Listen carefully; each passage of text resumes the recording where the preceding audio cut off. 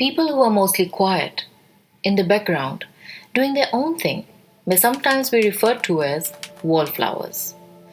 Plants contribute equally to the ecosystem. Some grow wild in the forests, feeding on nature, while others are carefully potted in a garden, fed and watered, and trimmed.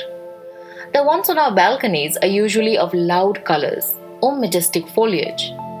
Yet, we rely on the forest's enormous timber for the roof on our heads, the ones that we might not have nurtured. We benefit from all types of plants, but we care for just some, though there is a spot in the sunshine for all. As artists, there is space in the industry for everyone, yet only the ones who may be loud, connected, rich, and powerful make something of themselves in the industry, while others scrub all their lives trying to find that spot in the sunshine. An artist can be anyone who has talent and perseverance. Let's not mistake them for an entertainer. In a loud and flamboyant industry, we were like two wallflowers striking out to find our space. somehow कैसे ये idea आया, हम लोग शायद बात कर रहे थे मैं और शारन, तो उन्होंने बात करके फिगर आउट किया इस चीज़ को कि अगर हम किसी सेलिब्रिटी को नाटक में लाते हैं तो फिर चीज़ें कितनी आसान हो जाएंगी। हालांकि अभी रियलाइज़ हो रहा है कि चीज़ें आसान हुई हैं काफ़ी हद तक, बट कुछ मुश्किलें भी बढ़ गई हैं क्योंकि जब से आप एक बड़े नाम सेलेब को लाते हैं तो कैनवस बड़ा हो जाता है, इन्वेस्टमेंट ज़्यादा लगती है, सारी चीज़ें बड़ी बड़ी होने लगती हैं। तो हम लोगों ने जिस उद्देश्य को लेकर के सोचा था कि सबको क्रंच करेंगे, ये उसका बिल्कुल ऑपोजिट हुआ है, चीज़ें और फैली हैं। Showbiz can be really hard, really hard on introverted persons. I mean, we like to create work that is, that has a large canvas or is sparkly and is really attractive. But if we have to go out and convince people to purchase tickets for a play, or convince producers why their money is well spent, or make sure that interested persons in our play know how good our work is, we have to step out and convince them, which is really not part of our personality.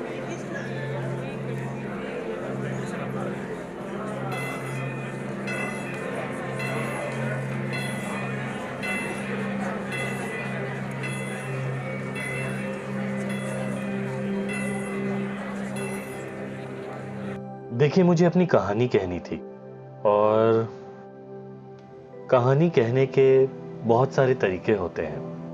आप लोगों को बैठाकर अपनी बात कर सकते हैं, आप डांस के थ्रू कहानी कह सकते हैं, अपनी पेंटिंग, अपने आर्ट के थ्रू कहानी कह सकते हैं। अगर आप सिनेमा बनाते हैं तो सिनेमा के थ्रू कहानी कह सकते हैं। नाटक मेरा मीडियम है, तो मैंने नाटक इस मीडियम को चुना अपनी कहानी कहने के लिए, और मैंने अपनी कहानी कही।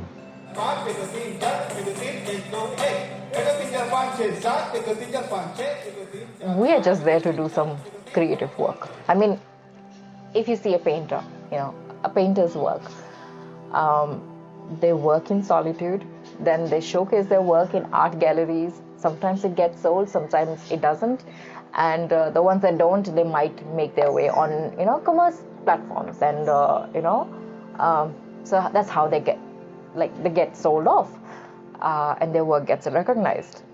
But for a play, past performance is no indicator of present or future performances. So unless and until you are there to advocate for your work, I mean, an introvert finds it really hard to actually convince people and ensure that they buy tickets for the premiere. Sometimes what people do is they let the premiere go, and they'll wait for other times when the play is being staged, second or third performance, then they actually buy a ticket to come and see the play. But that can be really hard for us. I mean, we can't, premiering the play is quite expensive, and then there are additional costs for staging it a second and a third time. So we have to make sure that the tickets are sold for all the times that we perform. Otherwise, it can be really disastrous for for a theatre group which is very small in nature. It's not the same when compared to a painter's work. At least like you can sell it off later, but you can't do the same for a play. When it is staged, it is staged. I mean, it is staged at that present time, and if the seats are empty or the tickets are not sold, that is a loss for you. Puneet जी के आते ही धप्पा का canvas बड़ा हो गया।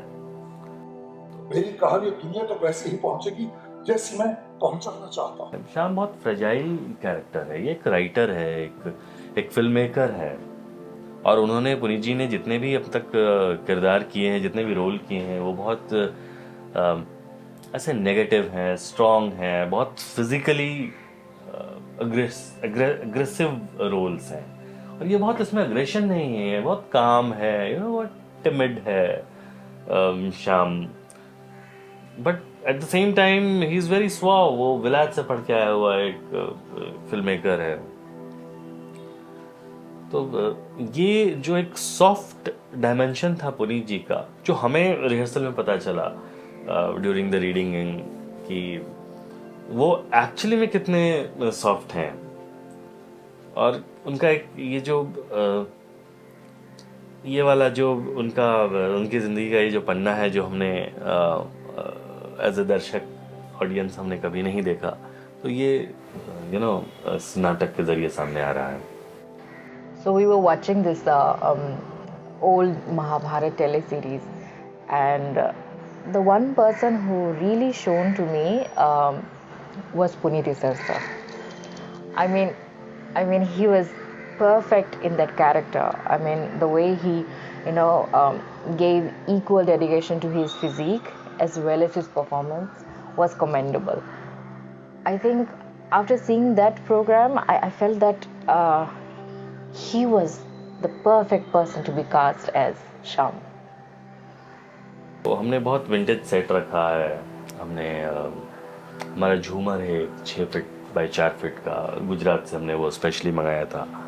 तो झूमर है, एक 9.5 फीट की एक सीढ़ी है, जिस पर अगर आप स्टेज पे रखते हैं और उस पर अगर एक्टर खड़ा होता है तो इट्स ऑलमोस्ट 12.5-13 फीट की हाइट हो जाती है। इट्स अ ह्यूज, क्योंकि हम उस 50s के एरा को टच करना चाहते थे हम लोग, और 50s मतलब जब वो अगर हम रेफरेंस के तौर पर बात करें, जब राजकुमार जी की फिल्में या बलराज साहनी साहब की फिल्में या फिर आरजू मधुमती और देवानंद जी की फिल्में होती थी, तो हमारे दिमाग में एक विजुअल आता है कि एक बड़ी हवेली है जिसमें एक कर्व्ड स्टेयरकेस है।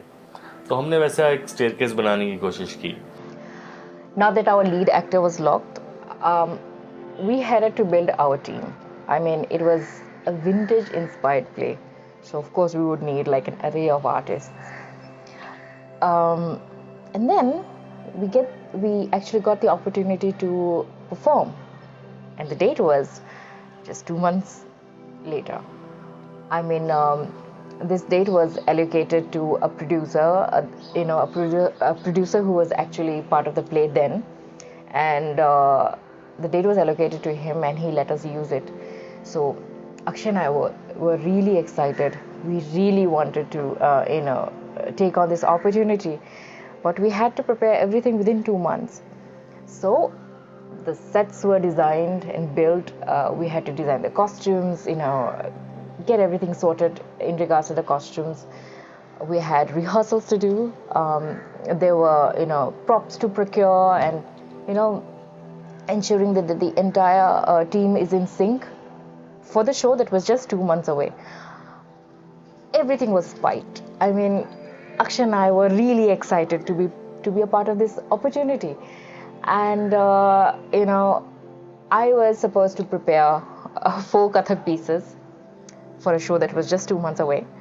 And for a person who has been not in touch with her, that Kathak side of her for the last, I think, 8 years or more, it was really tough. it was really tough to get myself together for the performance. But we made sure that we worked really hard and we worked extra hours just so that we could make good on this amazing opportunity.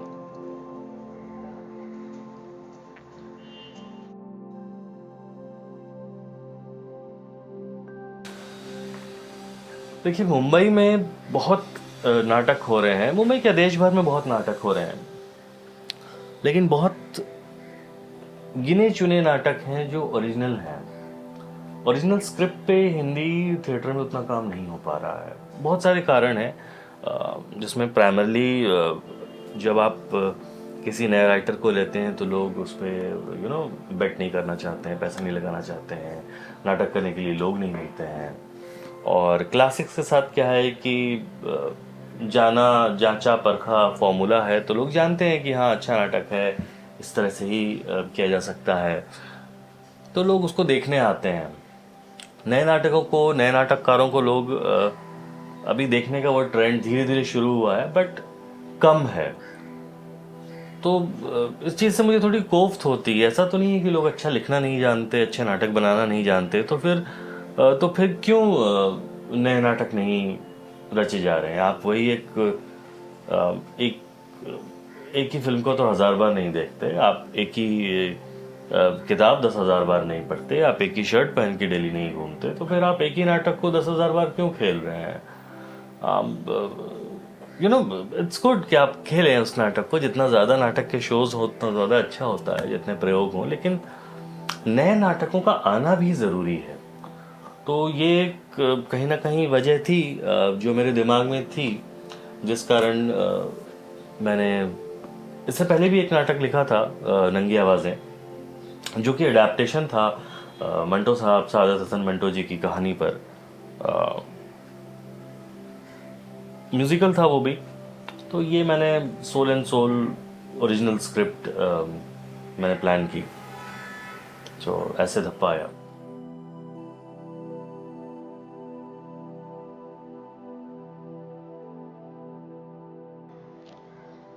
Akshay and I, along with another partner of ours, we were in charge of this entire setup. Right? Everyone had a part to play.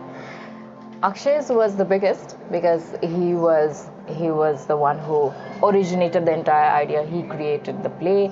He designed everything from the set to the costumes to the props to everything. He was and writing the script as well. So he was in charge of everything. I was second in command, and I was the one who was going to play an important role in the play, and who was in charge of choreographing the dances, performing the dance, making sure these sections were set up thoroughly. So I was in charge of that. And there was this third person who was a producer then in the play. He was in charge of getting new business for this play, for this production. And I mean, he was, in terms of business, I mean, he was supposed to make sure that this play actually goes places. He was supposed to put up our performances throughout India and other places. And he was actually in charge of getting new festivals for us and places for us to perform. And with him leaving, we could not bring ourselves to get a third person, another person to take that third person's place and to take the reins with us. So both of us, we thought we'll hold the reins and we'll make sure that we take this setup forward, this production forward. Now with this came a whole different situation. I mean, one of us had to go out and get business for our play, and that was totally different to what a wallflower would do. So an extrovert excels in convincing people, but for an introverted person or a wallflower like us, It's very difficult. मुश्किलें बहुत आती हैं, हर एक दिन हमारे लिए नई मुश्किल आती है। 2 साल की मेहनत है इस नाटक को खड़ा करने में। हमारे पास इतने पैसे नहीं थे कि हम इस नाटक को कर पाए, बट कुछ सेविंग्स थी, कुछ एक दो हमारे दोस्त थे जिन्होंने थोड़ी हेल्प कर दी। शरण ने काफी हेल्प कर दी, तो हम लोगों ने मिलजुल करके मैंने और शरण ने बोला कि नहीं, अब करना है तो करना है। तो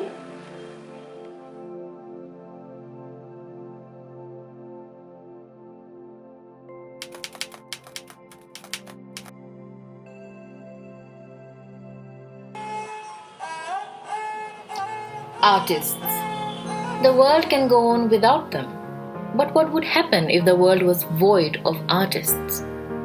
That cup of coffee would have been more refreshing if there had been a paperback in hand. The sound of rain might resonate more with a beautiful song flowing from the radio. That glass of Merlot will go well with a classic playing on OTT.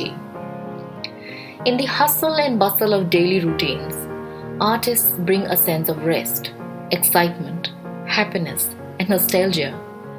It is true that the work of artists ensures that the taste of life is even better. It is the artist who is the most ignored. When COVID hit the world, it was the artists who suffered the most. The work of artists cannot be done over video calls or emails, but by being on each other's side and working tirelessly on a particular craft. COVID not only created a divide, but also squashed many a livelihood. It was like we were submerged in silent waters. I mean, yes, we cancelled the show. And we cancelled it for legit reasons, like COVID. But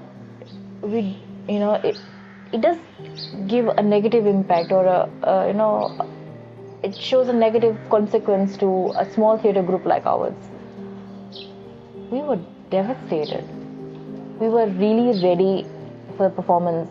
The day that we were supposed to have our technical rehearsal, we had everything sorted, everything was organized. We were actually ready to go and do our tech rehearsal, and then there was the announcement for the lockdown.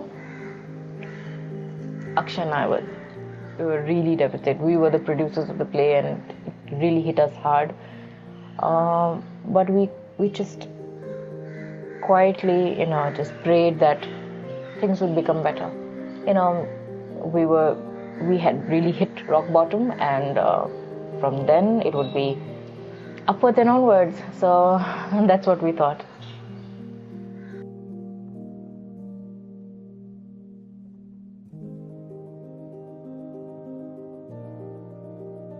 Nineteen 1950s का era मुझे हमेशा से आकर्षित करता रहा है, क्योंकि वो एक कमाल का गोल्डन एरा था जहाँ जज्बात की बात होती थी, स्टाइल था जिसमें एक चीज़ों को लार्जर देन लाइफ दिखाने की बात थी, लेकिन उसके साथ उसका जो सबटेक्स्ट था वो बहुत गूढ़ था। आज हम कहीं ना कहीं उन लेयर्स को ज़िंदगी के जिसकी हम बात करते हैं वो हम मिस कर जा रहे हैं। हम बहुत ऊपरी सतही तौर की ज़िंदगी जी रहे हैं और हम रिश्तों पे अहमियत नहीं दे रहे हैं। हम उन छोटे छोटे जज्बातों पर अहमियत नहीं दे रहे हैं जो हमारे लिए बहुत ज़रूरी थे, जिन्हें हमारे लिए ज़रूरी होना चाहिए एज एन ह्यूमन बीइंग। क्योंकि हम बहुत या तो कहें कि इस कट थ्रोट कंपटीशन में बहुत या मटेरियलिस्टिक हैं या ईगोइस्टिक हैं या कुछ तो भी होते जा रहे हैं, और उस कुछ तो भी होने में इंसान का होना थोड़ा घटता जा रहा है। जैसे वो बोलते हैं ना, ग्रहण लगता है तो एक एक कला करके चंद्रमा या सूरज घटता है। तो मुझे लगता है कि इंसानियत पे भी ये ग्रहण लगा हुआ है। हम एक एक कला करके घट रहे हैं, और ह्यूमन इमोशंस और जज्बात और वो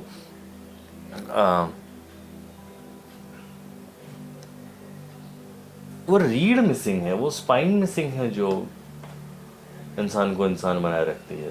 तो धप्पा ऐसी स्पाइन की कहानी है, जज्बातों की कहानी है,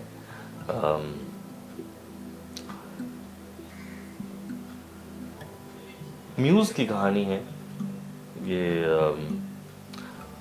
लोग म्यूज़ को अट्रैक्शन से कंपेयर करने लगते हैं। Attraction, infatuation, that's a different thing. Muse अलग चीज़ होती है। अट्रैक्शन क्षणभंगुर रहता है, कुछ दिन का होता है।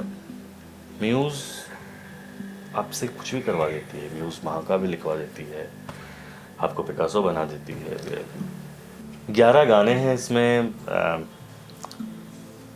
कथक का, जयपुर घराने का एक बहुत बड़ा पीस है जो शरण परफॉर्म कर रही हैं। सारे जितने भी सॉन्ग्स हैं वो लाइव हैं। एक थीम म्यूज़िक है, जो बैकग्राउंड म्यूज़िक है एक हमारा, वो हमारे अमित सागर साहब ने बनाया है। अमित सागर जी FTI से पास आउट हैं और इसे यंग गाय, बहुत कमाल का काम करता है, डेडिकेटेड है। तो मैंने अमित को बोला कि अमित यार, इसकी कुछ बैकग्राउंड स्कोर बनाने हैं, ऐसे करने हैं, और मुझे 8-10 पीसेस चाहिए। तो रिहर्सल्स हम लोग देख रहे थे। इवेंचुअली होते होते होते वो छोटे छोटे 28 पीस हो गए। तो आप सोच सकते हैं अगर नाटक में 28 बैकग्राउंड पीसेस हैं तो वो उसका कितना बड़ा कैनवस होगा। हमारा दूसरा जो सिंगर है वो अमित रंजन श्रीवास्तव, राधा श्रीवास्तव और अजीत श्रीवास्तव। ये तीनों मेरे होम टाउन से बिलोंग करते हैं, जहाँ से मैं आता हूँ, रांची, झारखंड से।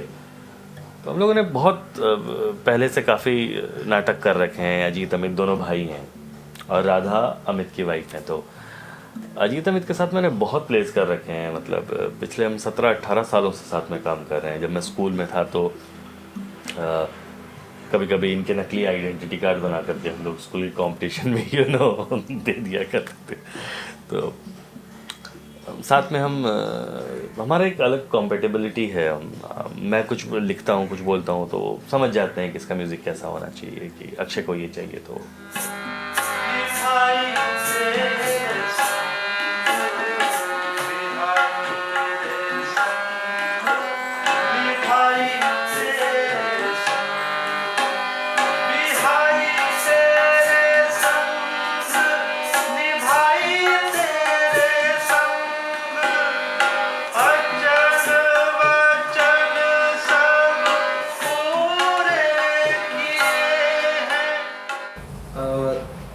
धप्पा एक ऐसा प्रोजेक्ट है अभी के लिए। हालांकि हम लोग पिछले 15 साल से हम लोग साथ में काम करते हैं ओम थिएटर के साथ। और अक्षय भैया ने जो एक नंगे वाजन ने जो पहला शो किया था, उसके बाद ये दूसरा हमारा प्रोजेक्ट है धप्पा। और ये बिल्कुल अलग थीम है और काफ़ी इंटरेस्टिंग है। इंटरेस्टिंग इसलिए है क्योंकि ये बेस्ड है 1950s 1960s के टाइम की स्टोरी है। फिल्मी दुनिया उस समय क्या होती थी। और ये खास बात है इसमें कि ये बिल्कुल म्यूजिकल है। इसमें टोटल 12 गाने हैं और जिसके गाने मैंने खुद कंपोज किए। और ये इसलिए और भी ज़्यादा इंटरेस्टिंग है क्योंकि आजकल का जो दौर है म्यूज़िक, आजकल का आप सभी लोग सुनते ही हैं। उस टाइम, क्योंकि हम लोग भी आजकल के जनरेशन के हैं, और उस टाइम की म्यूज़िक, उस समय का जो संगीत होता था, आर डी बर्मन साहब, जो सिंगर्स होते थे, जो ठुमरीस होती थी, बिल्कुल अलग होता था उस टाइम पे। तो उन सब चीज़ों को आजकल इस टाइम पे करना, ये मतलब एक अपना बहुत ही टफ था ये काम। और ये कह सकते हैं कि उनका, अक्षय भैया का बिलीव है मेरे ऊपर कि उन्होंने मुझे ये मौका दिया। और मुझे भी काफ़ी मतलब बहुत ही अच्छा लग रहा है इस प्रोजेक्ट में मुझे काम करके। और साथ वो एक्साइटमेंट बहुत ज़्यादा है।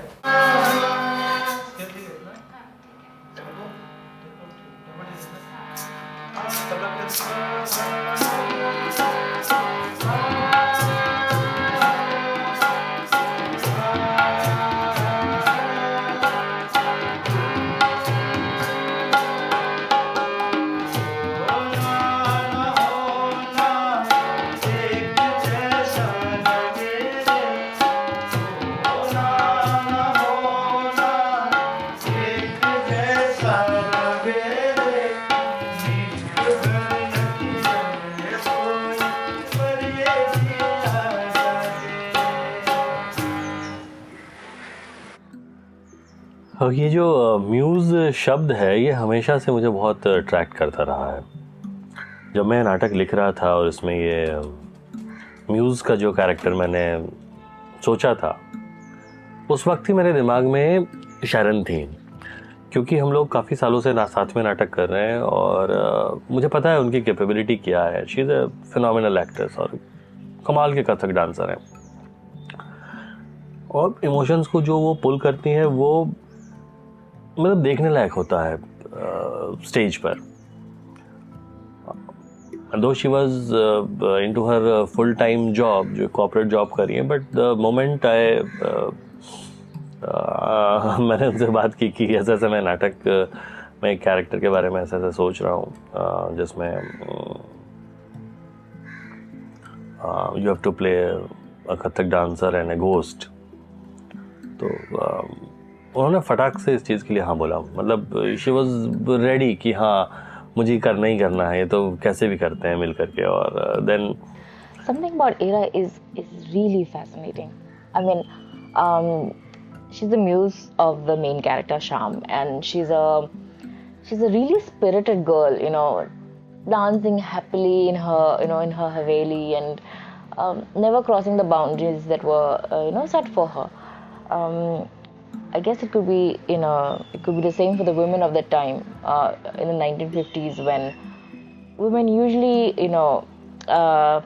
preferred not to cross boundaries or set the guidelines set by their family or the society to fulfill their own desires and happiness, and she was one of them. But she really supported her brother. I mean, she really pushed him to to gain something for himself, to gain recognition, to find a space for himself where he wanted to work. And I feel that in some ways I could really relate to the character. I mean, obviously in one way, which is dance. I mean, she was a Kathak dancer, and I had learned Kathak as well, so there was a similarity over there.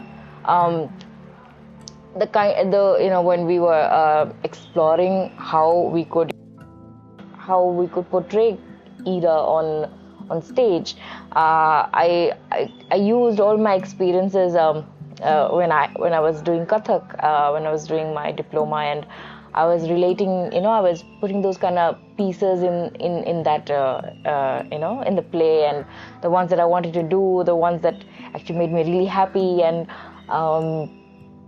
and so that is how I could relate to Ira. But something that maybe I still have to work on is the kind of strength that she had, and the kind of determination that she had. And I guess she's one of the characters that I would always in my life aspire to.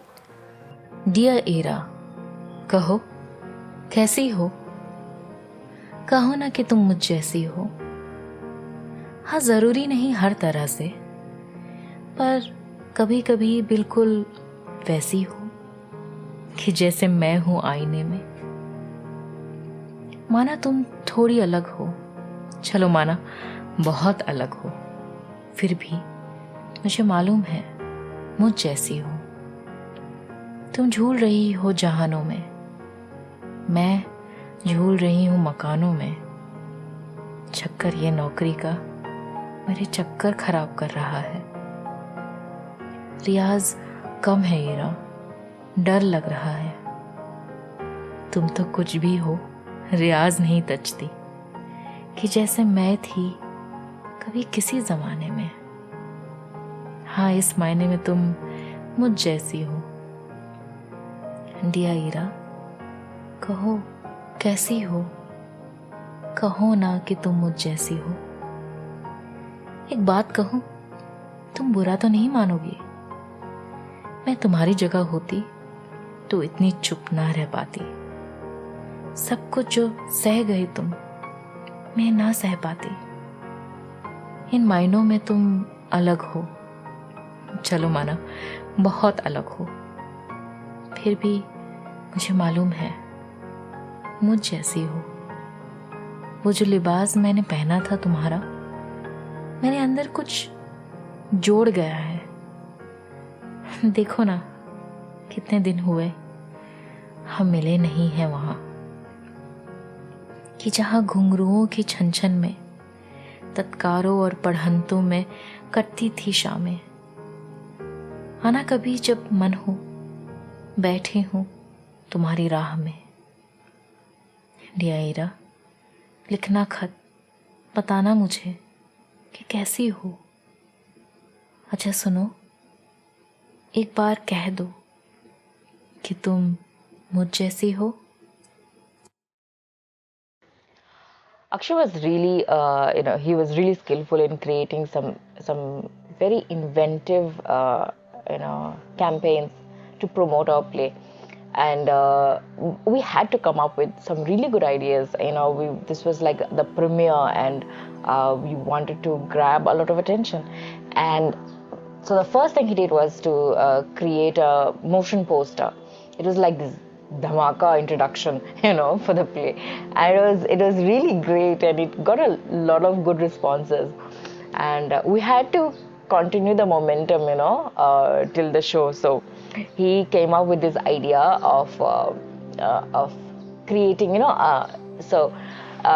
the 1950s, there were a lot of writers who used to write, columns in the newspapers, and it was very skillful the way they used to write these columns. And what he did was he first created these two characters. One was I think it was Prabhakaran, and the other one was Shushmaji. So he created these two characters. Can you imagine? We made or rather he wrote a marketing campaign where we used to do social media posts of these really old newspaper articles, and made a few posts, and like every week there was a column by Prabhakaran, and the next week there would be a reply from Shushmaji or something of that sort. And it was so interesting because he kind of mimicked the kind the write-ups that were done in the 50s, and how the writers, they used to really passionately write columns, and sometimes they used to answer to each other with every week's issue, and that's how we kind of promoted Dhappa, like having a 1950s style news newsprint. And it had Prabhakaran's, first it had a monologue by Prabhakaran, and then it had a monologue by Shushmaji, and they kind of wrote about the Dhappa characters. So once they would write about Sham, and the next time they would write about the second journalist would write about what Sham did with his wife, or what about his wife's thought process, or and the next time they would write about Kumar, and then what happened with Ira. So it kind of gave a glimpse of the play without revealing too much, and it was an interesting way to promote the play. And I guess it was a very it was an amazing creative process for us as well. So next in the marketing campaign, so Akshay started creating these podcasts. So our story was an original one. It wasn't inspired by some writer's work of that era, and it was something that the audiences could not relate to. I mean, they would not have read the book or something. It was absolutely an original piece. So how could we attract more and more people to come and see original work? These days, I mean, this is very practically speaking, and I think personally speaking as well. If I want to go and see a play, sometimes I read the synopsis, and sometimes I read if it is inspired by a book or something that I have read earlier, so I want to see how it is being staged. Usually you don't want to bet on a very new production or a very new story. So we wanted to make sure that glimpses of their lives, the characters' lives, actually go to this to the public who are going to buy a ticket for the play, and they should be convinced in spending their money, coming and seeing our play. So Akshay started with podcasts, so he used to have 5 or 6 episodes, I think. So he spoke at length on each character and the kind of journey that he was going through with these characters as well. And it was very interesting. There was a lot of listenership for that, and there was a lot of people responding to it. It was very great. So podcast was a new thing that I don't think we saw anyone at that time. We didn't see anyone promoting plays through their podcast. So we did that. Then we did some social media posts on memories for memories of the golden era. We also went to Bandra to create a buzz. So in our thought process, we thought that since it was an auditorium in Bandra, so we need to grab the crowd from Bandra, and so one fine morning we all went. We took prior permissions, of course, and we went and we had this nice singing session with all our team members so early in the morning, and there were people who were who joined us on the streets, and we were singing and we promoted our play, and we gave them pamphlets and stuff and some of them said that they might come. Whether they did or not, we had an interesting time meeting people and telling them about our play, and we were so excited. So we did this bunch of like promotions and marketing techniques to promote our play. So that's what we did. जितने भी किरदार हैं धप्पा के, ये बिल्कुल अलग किरदार हैं. सभी एक दूसरे से बिल्कुल अलग हैं, ऑल आर पोल्स अपार्ट. और श्याम सुंदर रावत जो धप्पा के मेन किरदार हैं, उनकी खास बात यह है कि श्याम सुंदर मेरे नाना जी का नाम है और वो आर्मी में रहे. काफ़ी वक्त ऐसा रहा जब मेरे नाना जी ड्यूटी पर थे, क्योंकि वो फोर्सेस में हैं तो वो ड्यूटी पर थे, तो उनका घर रहना उस समय पॉसिबल नहीं था. तो मुझे लगता था ये कितना डिफ़िकल्ट टाइम रहा होगा किसी लेडी के लिए कि जब वो प्रेग्नेंट है और उस समय उसका हस्बैंड उसके साथ नहीं है, उस शहर में नहीं है, कहीं दूर. मंजू बड़ा साइलेंट सा कैरेक्टर है जो कि सारा पेन झेल जा रही है, लेकिन वो उफ तक नहीं कर रही है. वो पेट्रियार्की है उस ज़माने की, शायद ऐसा सोसाइटल नॉर्म्स रहे हैं कि औरतें अपना सर नहीं उठाएंगी, बोलेंगी नहीं, तो वो सब चुपचाप झेल गई है, उसने उफ तक नहीं की है. जो भी उसका दर्द है, उसका जो पेन है, वो जब भी वो अकेले होती है तो वो गाती है, तो उस गाने में बयां होता है.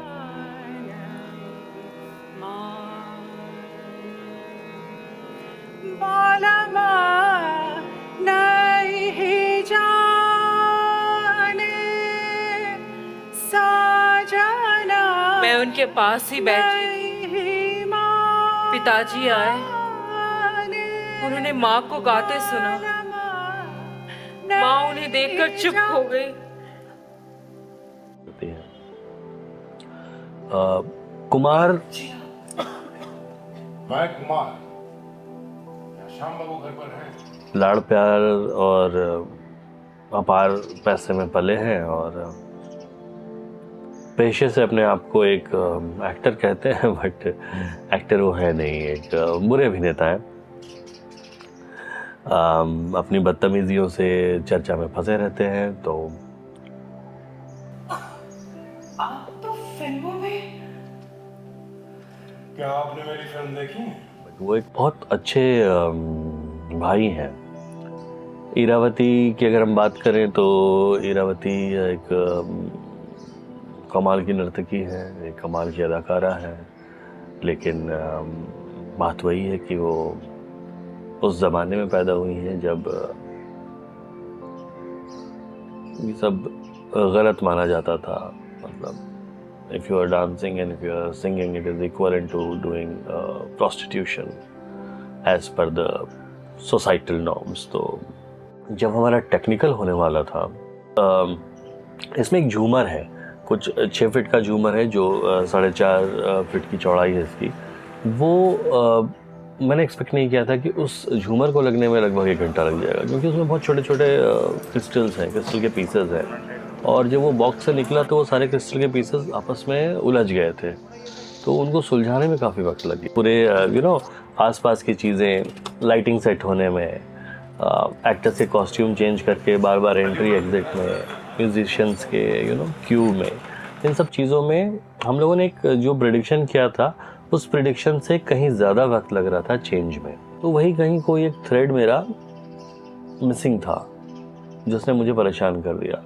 उसके बाद फिर नेक्स्ट डे हमने दोबारा से टेक्निकल रिहर्सल की और finally it went very well. और उसके बाद फिर हमने सोचा कि नहीं, अब चीज़ें अपने कंट्रोल में है, अब नाटक किया जा सकता है, अब इज़्ज़त ख़राब नहीं होगी। तो अब ये तो सिचुएशन चल ही रही थी। इस सिचुएशन के साथ शैरन की तबीयत ख़राब हो गई उस दिन, हाई फीवर, मतलब she couldn't stand on stage, वो काँप रही थी। इस लेवल का फीवर हो गया उनको, क्योंकि एक्सर्शन था। हम काफ़ी महीनों से रिहर्सल कर रहे हैं, सारी चीज़ें हम दोनों मिल करके कर रहे हैं, फ्रॉम स्क्रैच टू फिनिश सारा काम हमारी ज़िम्मे है। तो एक मेंटल एक्सर्शन हो जाता है, फिज़िकल एक्सर्शन हो जाता है, आप परेशान हो जाते हैं बहुत सारी चीज़ों को लेकर के। ह्यूमन बॉडी है, एक लेवल तक ही स्ट्रेस झेल सकती है। तो वो बीमार पड़ गई। अब वो बीमार पड़ गई और अगले दिन शो है। 2 बजे मैं उनको लेकर के हॉस्पिटल गया। हमने शॉट्स लगवाए कि कल परफॉर्मेंस है, ऐसा ऐसा। तो फाइनली वो नेक्स्ट डे उन्होंने बहुत अच्छा परफॉर्म किया एंड ठीक हो गई वो। जैसा मैंने बताया कि इसके किरदार बहुत अलहदा है एक दूसरे से। मंजू जो अपना पेन ख़ुद में दबा के रखती है, गानों के ज़रिए वो बयां कर रही है, इसलिए हमने इसके गाने में मोस्टली कोशिश की है कि ठुमरी हो, जिसमें आप अपनी बात रिपीटेटिवली ठुमरी में कैसा होता है कि आप एक ही शब्द को बार बार दोहरा रहे हैं। तो यहाँ पे इसको मैंने ऐसे डिवाइस किया कि मंजू अपने पेन को बार बार दोहरा रही है, एक ही चीज़ को, कि आप चले गए, आप आए नहीं, तो वो उसका पेन है, तो वो रिपीटेटिव आ रहा है। जैसे ठुमरी में 2 ही 3 शब्द होते हैं जो बार बार आ रहे होते हैं, एक ही 2 लाइन होती है जो बार बार आ रही होती है, बट अलग अलग वेरिएशन में आ रही हो। तो यही उसकी खूबसूरती है और यही उसकी महीनता है। जैसे आप कोई नॉवेल पढ़ते हैं, कोई लिटरेचर पढ़ते हैं, तो उसके किरदार आपके साथ रह जाते हैं कुछ वक्त तक। तो जब आप धप्पा देखेंगे तो धप्पा के किरदार भी आपके साथ रहेंगे। इसको ऐसे गढ़ा गया है, इसको ऐसे इतनी महीनता से, इतना इसमें ह्यूमन टच डाला गया है कि ये किरदार आपका पीछा इतनी आसानी से नहीं छोड़ेंगे। आपको एक बात बताता हूँ, किसी को बताइएगा मत। जी नहीं, बताइए। इस आने वाली पिक्चर में मैं डबल रोल प्ले कर रहा हूँ। अच्छा जी। न्यूज़ इंसान से कुछ भी करवा देती है, महाकाव्य लिखा देती है, पिकासो बना देती है, और दूसरी तरफ एक प्रेमिका होती है। जो अगर आपकी किस्मत ठीक रही तो वह आपकी जीवन संगिनी बन जाती है, लेकिन फिर वो प्रेमिका नहीं रहती, वो खत्म हो जाती है।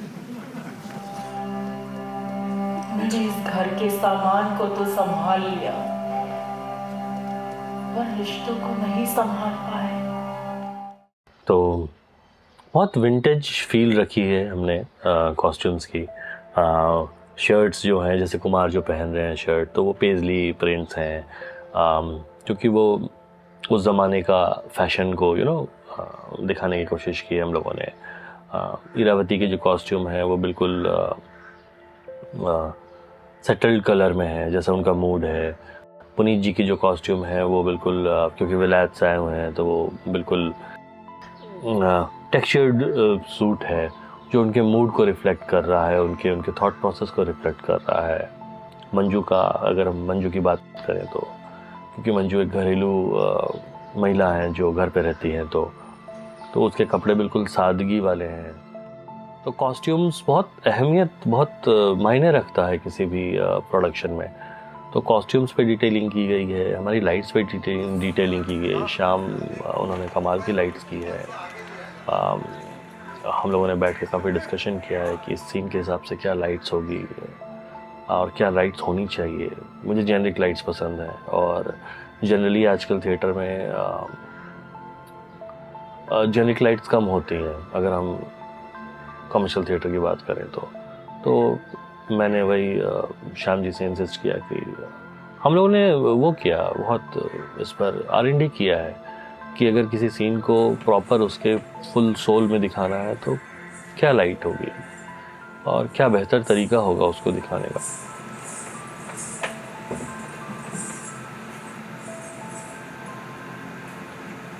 मेरी जिंदगी में 3 शख्स आए। तो this is how dhappa is made. Dhappa एक बहुत एक्सपेंसिव और बड़ा प्रोडक्शन बना है और हम खुश हूँ इस बात से कि एक बड़ा प्रोडक्शन बना है। हाँ, इसकी अलग चुनौतियाँ हैं कि आप इतने बड़े प्रोडक्शन को हर जगह स्टेज नहीं कर सकते और चुनौतियाँ आ रही हैं। आज इतने सालों बाद भी धप्पा के प्रोडक्शन में बहुत दिक्कत हो रही है मुझे इसके रीशोज़ करने में। हम लोगों को इतनी आसानी से शोज़ नहीं मिल रहे हैं, बट मुझे इस बात की खुशी है कि मैंने जो चीज़ बनाई है, हम लोगों ने मिलकर जो इस चीज़ को बनाया है वो एक अच्छी चीज़ है और दिल से बनाया है।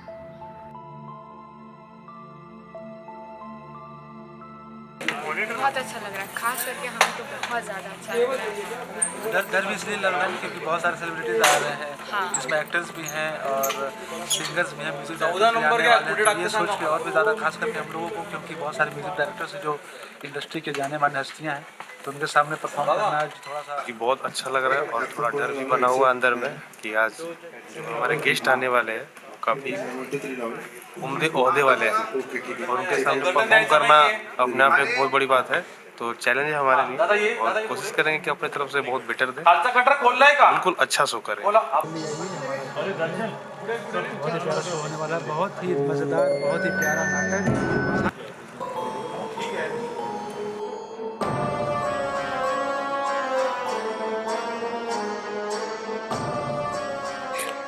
बहुत बढ़िया रही मेरे लिए, बहुत अलग एक्सपीरियंस था क्योंकि मैं स्टेज पे एक्टिंग तो बहुत बार कर चुकी हूँ, पर मैं इसमें लाइव सिंगिंग भी कर रही हूँ जो पहली बार करने वाली हूँ प्ले में लाइव सिंगिंग।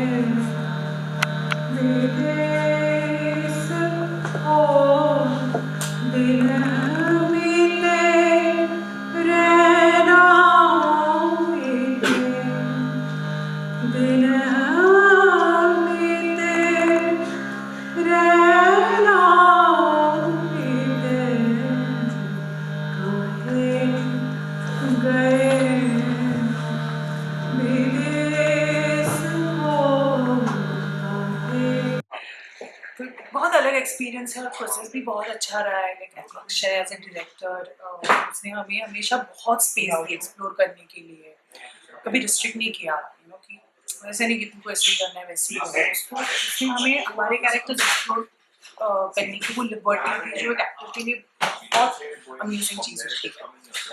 तो हाँ, बहुत अच्छा एक्सपीरियंस रहा। पुनीत सर के साथ काम करने का एक अलग मजा है।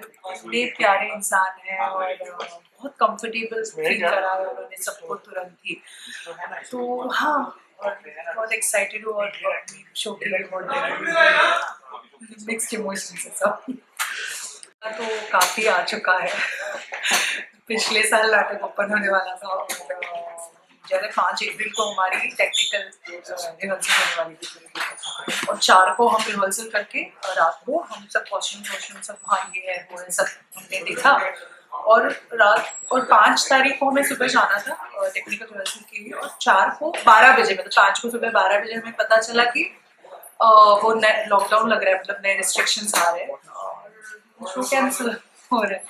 उसके बाद भी 1-2 बार कोशिश की गई लेकिन वो हो नहीं पा रहा था क्योंकि रेस्ट्रिक्शंस खुल नहीं रहे थे। तो ऐसा लगने लगा था कि पता नहीं नाटक होगा कब होगा।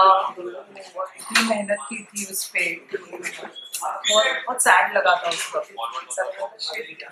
कुछ भी करके नाटक हो जाए, मुझे लग रहा है अक्षय और शारन के डिटर्मिनेशन की वजह से हो रहा है नाटक आज।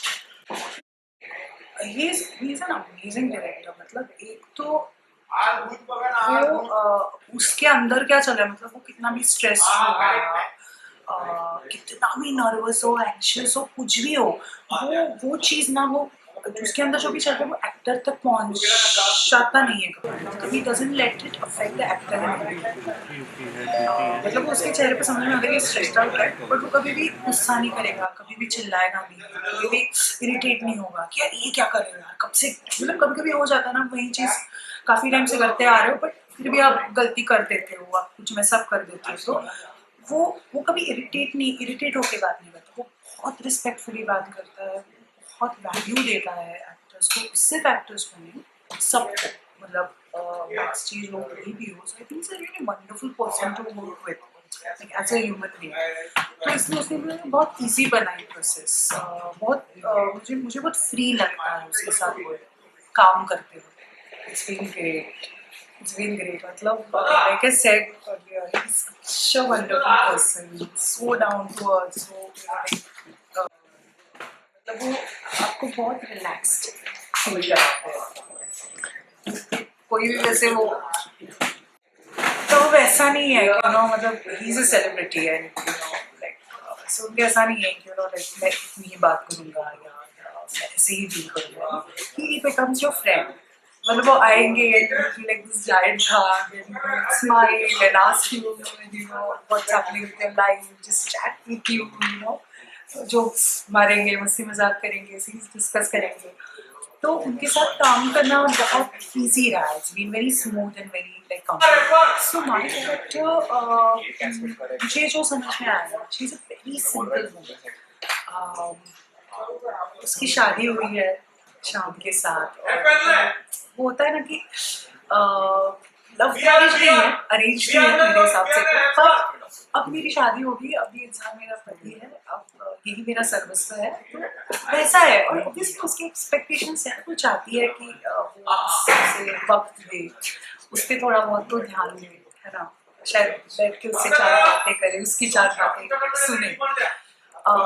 तो उसकी बहुत बहुत बेसिक एक्सपेक्टेशंस होती है पति से, और वो अपनी तरफ से कोशिश करे, मुझे लगता है वो वैसी है कि यार आइडियल वाइफ जो स्पेशली 50s के ज़माने में होती थी, वैसी वो बनने की उसकी कोशिश है पूरी तरीके से।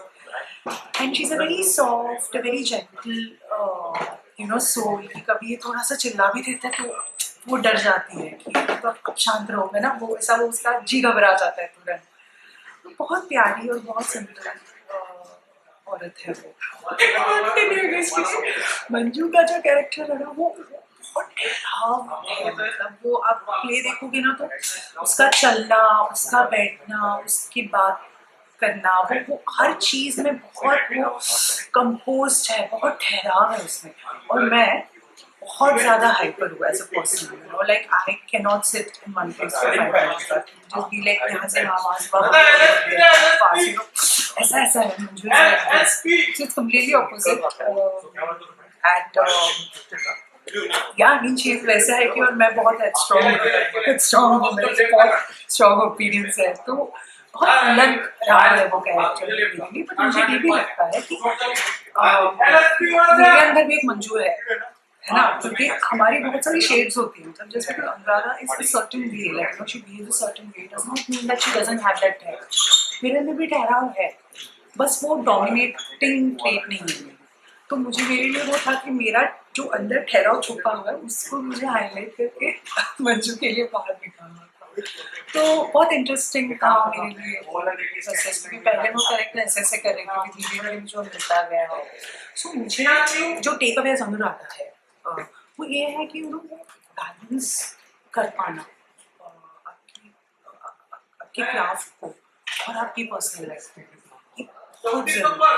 क्योंकि हम क्या होता है, पैशन होता है, मतलब इतनी अनसर्टेनिटी है, कब काम होगा, कब नहीं होगा, कब पैसे मिलेंगे, कब नहीं मिलेंगे, फिर भी हम जुट जाते हैं इसमें, मतलब घुस जाते हैं। तो वो सिर्फ पैशन की वजह से ही हो जाता है। तो कभी वो पैशन में खो जाते हैं, and then we kind of completely ignore the people in our life. उनको क्या लगता होगा, उनको कैसा महसूस होता होगा, वो वक्त दे पा रहे, नहीं दे पा रहे, जो मंजू के साथ होता है। वो मेरे लिए ऐसा लगा कि बैलेंस कर पाना उस चीज़ को, जो मुश्किल है पर बहुत क्रूशियल है मेरा take on it।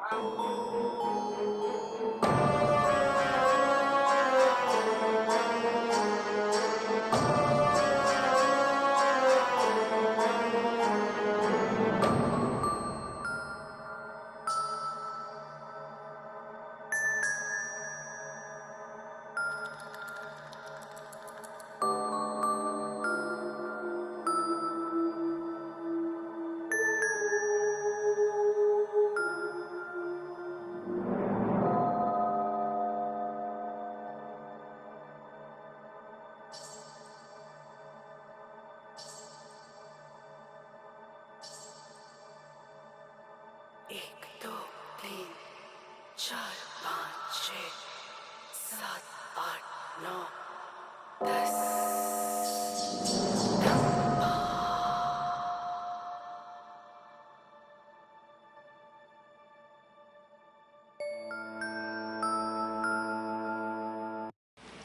Om theatre का नया म्यूजिकल धप्पा प्रीमियर हो रहा है। हमारे साथ है धप्पा के लीड पुनीत इस्सर। सर, अपनी भूमिका के बारे में इस नाटक में कुछ बताइए ना। जिस तरह के जो मैंने आज तक जो कैरेक्टर्स किए हैं, ये उससे एकदम ही विपरीत है, एकदम ही डिफरेंट है। Like people have always seen me doing negative characters, और बॉर्डर में भी मेरा जो एक किरदार था वो बहुत ही एक जाबाज, खुश मिजाज और एक सरदार का पात्र था। लोग दुर्योधन की तरह से जानते हैं, और थिएटर में लोगों ने एज मुझे रावण देखा है, एज दुर्योधन देखा है। ये जब ये प्ले जो है बहुत ही टोटली देखिए तो 360 डिग्री टर्न है। ये बहुत ही इमोशनल प्ले है, बहुत ही आई एम प्लेइंग और the role of a passionate writer and a director. 1950s 1960s में किस तरह के जो फिल्म मेकर्स हुआ करते थे, where they used to call the shots, it was a director's medium. मैं समझता हूँ उस समय तो हमारे ग्रेट जैसे बिमल दादा थे, बिमल रॉय, गुरुदत्त साहब, ऋत्विक घटक साहब, राज कपूर साहब, विजयानंद, तो एक जो सत्यजीत रे, that's the kind of job उस जमाने की। तो आपको ले चलेगा उस 1950s 60s में। ये जो प्ले है म्यूजिकल है, मिस्ट्री भी है, और मेरा जो किरदार बहुत ही अलग है, जिससे मैं प्रेरित हुआ हूँ, और मैं ये प्ले मैंने करने के लिए हाँ कही। Sir, please tell us a little about the director Akshay Mishra's vision. मैं बता रहा हूँ ना आपको, देखिए क्या मैं बहुत लोगों से जैसे मुतासिर, इस बच्चे से मैं उसको जब मिला मैं मुतासिर हुआ। पहले जिसने कहानी सुनाई मुझे तो मैंने कहा, और उसने डायलॉग्स लिखे हैं तो इतने it's a very psychologically written script कि वाकई ऐसे होता है। मतलब जो है वो क्या महसूस करते हैं, इसकी राइटिंग वर्क जो है वो ब्रिलियंट है। दैट्स मेरे हिसाब से that's the USP of this play. The written work is very good, people will enjoy the dialogues. इसके जो संवाद हैं बहुत ही कमाल के हैं, मतलब आप रिलेट करेंगे। हर जो शख्स है वो कहीं ना कहीं उनके मर्म को छुएगा और उनके हृदय को छुएगा, और ये जो है लोगों को आइडेंटिफिकेशन हो कि हाँ यार ऐसा वाकई होता है। तो डायलॉग्स तो आउटस्टैंडिंग है। तो भाई उसने जो किया है, उसे एक मिस्ट्री क्रिएट की है, और इवन जो हमने जो रिहर्सल्स हम करते हैं तो यू कम टू नो कि भाई ये नहीं कि कमर्शियल जस्ट वैसे उसने प्ले बना दिया, नहीं, उसमें फॉर्म है। देन उसका म्यूजिक का हमारा जो है ये यूएसपी है, एंड डेफिनेटली जो मेरा जो कैरेक्टर है that is the USP, because जब आप देखेंगे तो लगेगा यार पुनीत सर ने यार दुर्योधन किया, रावण किया, इतने साल नेगेटिव कैरेक्टर्स किए, और अब ये भी मतलब पुनीत सर कर सकता है। ऐसे लोगों में जरूर एक बार लोगों के मन में ये बात आएगी। बहुत ज्यादा एक्साइटमेंट, थोड़ा बहुत नर्वसनेस, और बहुत खुश हूँ क्योंकि करीब 2 साल इंतजार किया इस शो के लिए, तो इंतजार खत्म हुई, तो इसलिए एक एक्साइटमेंट तो है ही। और शो का जो प्रिपरेशन है वो मेरे ख्याल से अच्छा ही हुआ है। अब देखते हैं, मेरे ख्याल से अच्छा ही होगा। और शो तो मतलब अपना शो बहुत ही बढ़िया है, लाइव म्यूजिकल शो है, डांस है, लाइव है सब, और पुनीत सर है सबसे बड़ी बात। तो अक्षय ने बहुत अच्छा लिखा है नाटक, और हमने कोशिश की कि स्क्रिप्ट जिस हिसाब से लिखा गया है उस हिसाब से स्क्रिप्ट को जस्टिस मिले, तो उस हिसाब से हम लोगों ने प्रिपरेशन जो करना है किए है।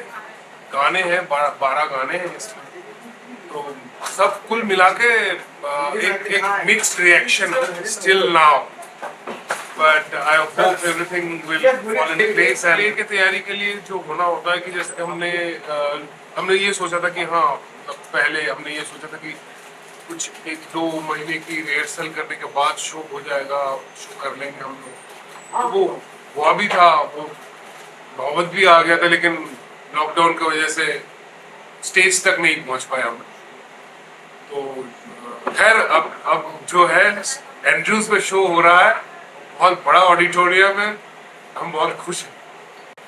सबने बहुत अच्छा मेहनत किया है, बहुत अपने तरफ से जो 100% देने की कोशिश की, स्क्रिप्ट के साथ जस्टिस करने की कोशिश की, सब अच्छे से, बहुत ही अच्छे से सबने तैयारी की। जैसे कि बहुत छोटे में भी एक ऐसा है कि जो कैरेक्टर पुनीत जी प्ले कर रहे हैं एक राइटर की, जो जब एक इंसान अपनी कामयाबी के लिए, खुद की कामयाबी के लिए, उसके पीछे, कामयाबी के पीछे भागता रहता है, पैसे के पीछे, शोहरत के पीछे, नाम के पीछे, किस हिसाब से जो घर वाले हैं वो धीरे धीरे उनसे एक डिस्टेंस तैयार हो जाता है। तो ऐसे इस मतलब अक्षय ने बहुत अच्छा लिखा है। जैसे कि एक पुनीत जी का जो कैरेक्टर है श्याम, उनकी वाइफ जो है, वो उनकी जब वो अकेले जब उस बारे में सोचती रहती है और वो जो पेन है, तो वो मुझे कुछ हद तक ये लगता है कि ये हम सबकी है ये पेन, क्योंकि जो हम हमारे बहुत अपने हैं वो जब दूर होने लगते हैं तो एक तो दर्द महसूस करते ही हैं हम, और जो बहुत अपने हैं वो जब दूर चला जाए और जब एक डिस्टेंस और एक मतलब दूरी तय हो जाए, वो बहुत ही पेनफुल है। तो वो कुछ सीन्स है वो बहुत ही अच्छा है। फिर पुनीत जी का एक मतलब शाम जब उनकी राइटिंग के बारे में बताते हैं, वो सीन भी बहुत अच्छा है। फिर शरण जो इरावती प्ले कर रही है, वो बहुत अच्छा डांस परफॉर्म किए हैं। मंजू जो कर रही है, अनुराधा, वो बहुत अच्छा गाती है, बेहतरीन गाना गाया है इसमें। तो कुल मिला के ये उम्मीद, ये हम मतलब एक एक्सपेक्टेशन है कि ये शो अच्छा होगा, ऑडियंस जो आएंगे उनको बहुत अच्छा लगेगा, और एक यादगार मोमेंट जो है वो घर लेके जाएंगे, ये तो तय है।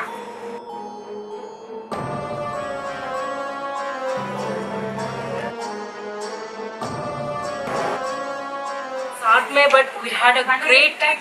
Home Theatre में has got a very big team who have been here with us. और अब I mean उनके कारण से पूरा प्ले हो रहा है। सब ने बहुत सेल्फलेसली, बहुत डेडिकेशन के साथ अपना काम किया है, और उनकी काम के कारण we've got a batch, a team of about 50 people who has worked tirelessly, and they have given their all. They have given their all with a smile. We didn't have to push them. हमारी team को हमें push नहीं करना पड़ा, या बताना नहीं पड़ा कि आपको इतना ज़्यादा काम करना है or something. They have been there with us through thick and thin. 24 hours they have been there. So we are very lucky कि हमारे इतने अच्छे ग्रुप मेंबर्स हैं जो बहुत सॉलिड तरीके से हमारे साथ हैं, हमें पुश कर रहे हैं, हमें एलिवेट कर रहे हैं। तो I think I would like to thank Puneet sir ji. I would like to thank my team. Home Theatre Mumbai group के पूरे 50 over members जिन्होंने they have given their heart out to the play. आज उनके कारण से हम आज अपना धप्पा परफॉर्म करने जा रहे हैं। So I'm just glad to be part of such an enthusiastic. So I was organizing and managing a lot of things, and everything was so back to back. So theatre is mostly a creative space. A creative space जिसमें actors को, technicians को सबको मौका मिलता है to give their best. और जो group members होते हैं, जो परफॉर्म भी कर रहे हैं, जो डायरेक्ट भी कर रहे हैं, उनको बाकी की बहुत सारी चीज़ों में बहुत ध्यान देना होता है, like marketing, PR, there's a lot of interviews, ये सारी चीज़ें हैं that is separate from our performance. I've seen Akshay really working hard, अपना डायरेक्शन में ध्यान देते हैं कि प्ले रिहर्सल में मैक्सिमम टाइम पे हम मैक्सिमम चीज़ें निकाल पाए, जितना चीज़ें हम परफेक्ट कर सकें. Then he again moves to other business areas like marketing, like sponsorships or getting people on board, ticketing and everything. So this is something that is separate from the performance. And I've seen him work so tirelessly, so hard. I'm thankful to a lot of people in Mumbai. हमारे team, तो as I've said, they have worked tirelessly. There are groups who are trying, who are supporting us by posting on social media. There are celebrities who are supporting us. Shreya Talpade ji, Manu Rishi ji, we have Shashi Verma ji, we have other celebrities, Anu Dave ji. These people, if I've forgotten someone, I'm sorry. Mantramukh ji, ये सारे लोग, who has given us celebrity bites. They've given us videos so that we can post them on social media and encourage other people to come and see our play. So I'm thankful to these people जो अचानक से उठ के आए हैं for the support of theatre. It's very hard, it's very difficult to do theatre in Mumbai, and for people to come ऐसे ही, to come and support a cause, to come and support people. टेफ्लास की काजल सिंह जी, जिन्होंने rehearsal space दिया है to us for 1.5 months, and she's been so supportive. Like she has given that space for a creative purpose. They know we're a young crowd, and she's given it to us for free and nothing in return. We have got Bandravas as well, जो social media का कुछ post online post कर रहे हैं, social stack as well. We have got Big FM. Big FM came on board when they heard this play was happening. We told them how creative it is, vintage hair with all these songs and dance and everything. They were so excited.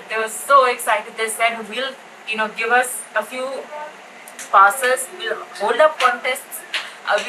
They've taken Sir's interview, they've been playing it back to back. So I think this corporate sector से इतना support है.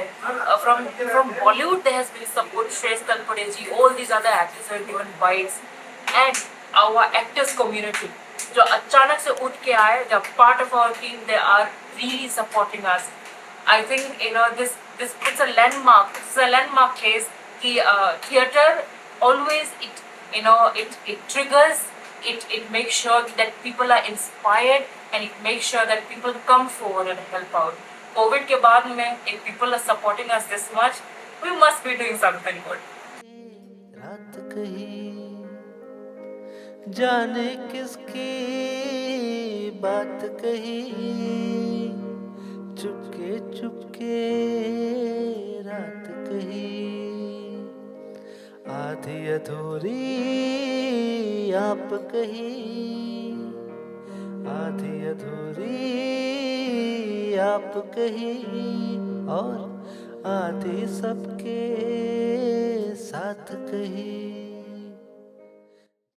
बादशाह है तू या बादशाह हूँ मैं, या बादशाह है वो जो दिखता नहीं है. संगमरमर सी जवानी, संगमरमर की कहानी, संगमरमर पे पानी. बहुत अच्छा प्ले लगा हमें. It's really experiment in a new way, और बड़ा इट्स अ फ्रेश एयर. एकदम ऐसे लगी जैसे एक नया एक्सपेरिमेंट किया गया है थिएटर में, and I think people should like it. बाकी सारे क्रू को भी मेरी तरफ से बहुत बहुत शुभकामनाएं. बहुत अच्छा किया है, and God willing this should see a great success. बहुत ही यूनिक कॉन्सेप्ट है, तो ऐसे शोज होने चाहिए, और मुझे 100% पता है कि सबको पसंद आएगा. स्टेज पे सब कुछ इतने अच्छे तरीके से प्रेजेंट किया गया है कि बहुत ही ज़्यादा अच्छा था, और जितने लोग इसको देखेंगे मुझे 100% पता है अच्छा लगेगा, सबको अच्छा है. और बाकी सारे कैरेक्टर सब के सब इतना कमाल का, जिस तरीके से डायलॉग बोल रहे थे, सब कुछ एवरीथिंग. और बीच में जो म्यूज़िक है, इस पूरे शो का जो सबसे अच्छा चीज़ जो मुझे लगा, जो बीच में जो गाने आते हैं, जो म्यूज़िक है, इतने अच्छी तरीके से बनाया गया कि 100% जो भी देखेगा उसको पसंद। पुनीत सर का एक्टिंग बहुत बहुत ज़्यादा अच्छा लगा एंड मोस्टली द सस्पेंस वो मुझे बहुत अच्छा लगा, जो हॉरर था उनका। तो इस प्ले को आप 10 आउट ऑफ कितना देना? 10 आउट ऑफ 10। एंड हमारी जितनी उम्मीद थी उससे बहुत ज़्यादा अच्छा था और मतलब super hit, everybody was super hit, मज़ा आ गया। 10 में से 11। और इट वाज मतलब from the past and today's world, but it was also a beautiful journey जो डिस्क्राइब किया है, और मिक्स्ड इमोशंस थे तो which public can relate to themselves. Puneet sir तो एवरग्रीन है, उनका मतलब वो बीच में उनका वो दुर्योधन वाला एक्ट था ना जो उन्होंने बताया स्टेज पे, वो बहुत ही क्लियर था, वो काफ़ी अच्छा था। Acting was very good, even the dance बहुत अच्छा था मैम का। तो मतलब बिल्कुल कनेक्टेड थे प्ले से, मुझे तो पता ही नहीं लगा कि टाइम 3 घंटे भी हो गया है, तो बाद में पता लगा पूरे टाइम स्पेल बाउंडिंग ऐसे था कि एंगेज करके रखा था प्ले ने, तो अच्छा लगा। किरदार सब लोगों ने निभाया और हम लोग तो बिल्कुल चौकन्ना रह गए कि इतना ऐसा परफॉर्मेंस हमने कहीं नहीं देखा। Thank you.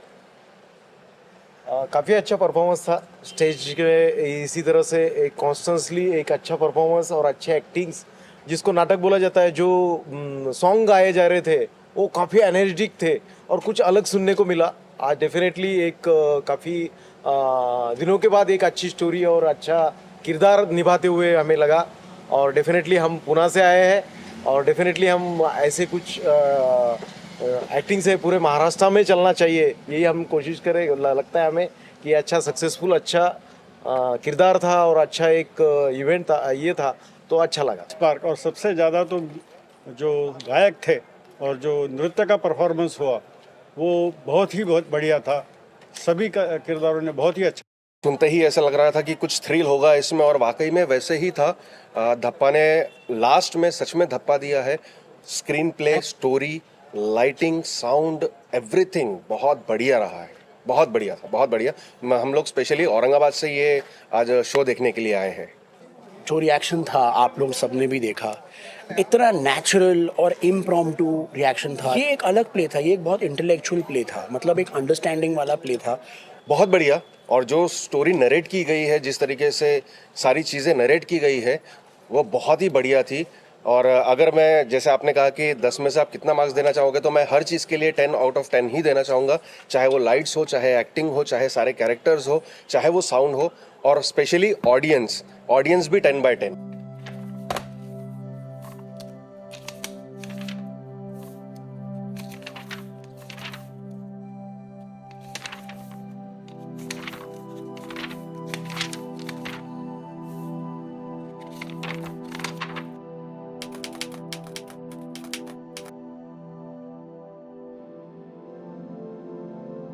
देखिए, थिएटर आर्टिस्टिक एक्सप्रेशन ही रहा है हमेशा से। अपनी कहानी दूसरों तक पहुंचाने का एक माध्यम है, और मैंने ये माध्यम चुना। अपनी बात जो सोसाइटी में घट रहा है या जो घट चुका है या जिसके होने की आशंका है, इन चीज़ों को अपनी कहानियों में घोलकर समाज तक पहुंचाना ही एक वन ऑफ द मोटिव रहा है थिएटर का।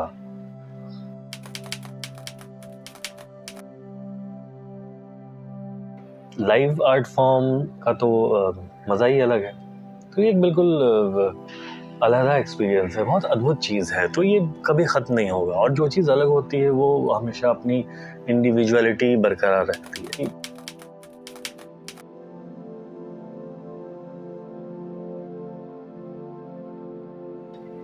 एक शेफ, खाना बनाने वाले की रिस्पॉन्सिबिलिटी होती है कि वो अपने होटल में, अपने रेस्टोरेंट में, अपने ढाबे में एक अच्छा खाना बना करके परोसे, ख़राब खाना नहीं बना के परोसे। क्योंकि जो भूखा है, जो वहाँ आ रहा है, वो ख़राब खाना भी खा लेगा जिसको पेट भरना है, लेकिन जिसको रस चाहिए वो हमेशा अच्छा खाना खाएगा। तो थिएटर, परफॉर्मिंग आर्ट्स, हम आर्टिस्ट की भी ये रिस्पॉन्सिबिलिटी है कि हम ऑडियंस का टेस्ट एनहांस करें, हम उसको पहले से बेहतर चीज़ें दें, ना कि चीज़ों को और डिटोरेट करके. For the sake of doing, let's not do theatre. Art should disturb the comfortable and comfort the disturbed.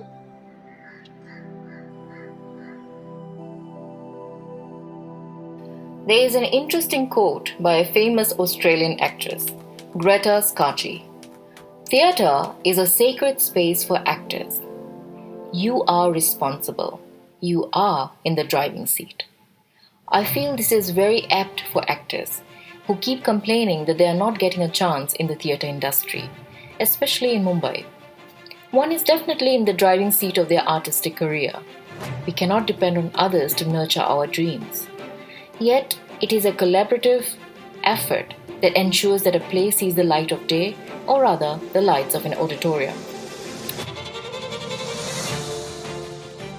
Of staging Thappa, amidst all the challenges and all the problems that we faced, I think it was the best decision that we had taken. It took us so many years to actually stage the play. There were so many roadblocks like COVID or some other situation, and it was very tough for us. And as introverts, we had to venture out against things that came naturally to us. We were not so like outspoken, or we didn't easily network with people. And it was very difficult for us to bring an entire team together and stage a play at that at that humongous level. But at the end we did it, and with the appreciation that we got from everyone, it was amazing. It just kind of supports you, kind of pushes you into thinking that you can do it, whether you're a wallflower or not. And to all those introverts out there, all those wallflowers, I would say that power through, keep on working, keep on swimming against the tide, push the boundaries, because the artistic industry is not going to become any easier, but the kind of hard work that you're putting through, how you're challenging yourself, it's just going to make you tougher for anyone to push you back. So keep at it.